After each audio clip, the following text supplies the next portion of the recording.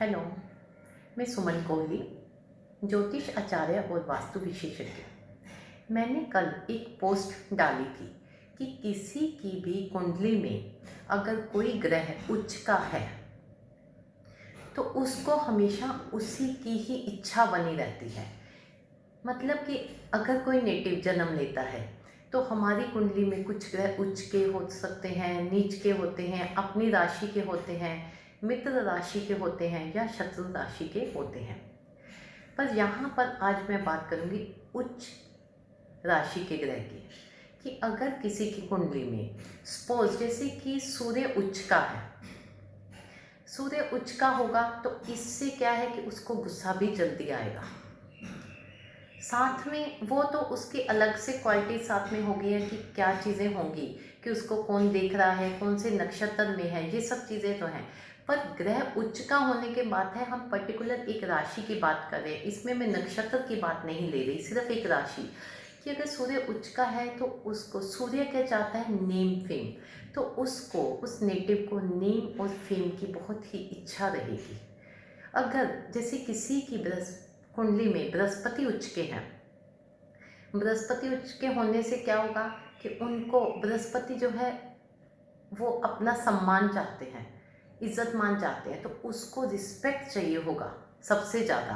अगर उसको किसी भी जगह में रिस्पेक्ट नहीं मिलेगी, अगर किसी भी जगह में उसे इज्जत नहीं मिलेगी तो वो वहाँ पर दोबारा नहीं जाएगा, क्योंकि बृहस्पति को इज्जत मान ज़्यादा पसंद है पैसे से। अब जैसे किसी की कुंडली में शुक्र अगर की उच्च के हैं तो उसको लग्जरी चीज़ें, लग्जरी लाइफ, पैसा, इन सब में उसकी इच्छा बनी रहेगी। अब किसी की कुंडली में शनि उच्च के हैं, शनि उच्च के होने से क्या होगा कि वो प्रोफेशन के बारे में, अगर वो जॉब करता है तो भी उसको होगा कि मैं बेस्ट, मैं सीईओ, मैं मैनेजर, मैं जीएम, मैं अच्छे वाले रैंक पे जॉब करूँ।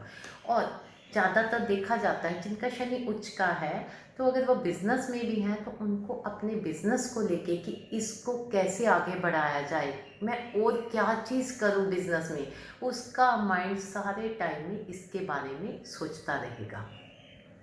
अभी मैं सभी प्लैनेट्स की बात कर रही हूँ, जैसे मैंने अभी सूर्य की बात की, शुक्र की बात की, शनि की बात की, इसी तरह अभी हम यहाँ पर राहु और केतु की बात नहीं करेंगे। मैं बात करती हूँ मंगल की। अगर किसी की कुंडली में मंगल ग्रह उच्च का है, यहाँ पर ये देखना भी ज़रूरी है कि वो कंबस्ट तो नहीं है। अगर कंबस्ट है तो भी उसकी जो है पावर थोड़ा कम हो जाती है। अगर वो पूर्ण रूप से बली है तो मंगल क्या है, एनर्जेटिक ग्रह है। तो मंगल जिसकी कुंडली में उच्च का होगा वो अपनी हेल्थ के बारे में बहुत ही कॉन्शियस होगा, उसको अपनी हेल्थ का बहुत ख्याल रहेगा कि उसको क्या खाना चाहिए जिससे उसका हेल्थ अच्छा रहे, फिट रहे। खाने के साथ चाहे वो जिम करे, चाहे वो वॉक करे, कुछ भी हो, उसको ये होगा कि वो अच्छा दिखना भी चाहिए। तो मंगल यहाँ पर ये काम करता है।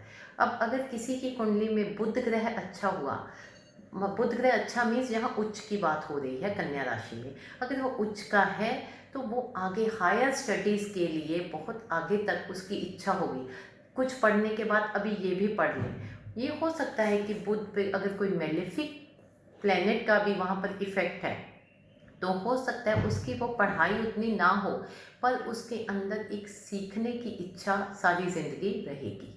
और अगर किसी की कुंडली में चंद्रमा उच्च का है, उससे हम ये भी कहते हैं कि वो अपनी मदर के साथ, मदरहुड के साथ बहुत अटैच रहेंगे, ये अलग बात है। पर चंद्रमा क्या है, माइंड, वो जो है उनको पीस ऑफ माइंड नहीं मिलता, वो पीस ऑफ माइंड के लिए कुछ भी करने को तैयार होते हैं। उनको हर जगह में ये होता है कि हमें नेचर, ब्यूटी, ये सब चीज़ें जो चाहिए, नेचुरल ब्यूटी होनी चाहिए, तो उनको पीस ऑफ माइंड चाहिए होता है।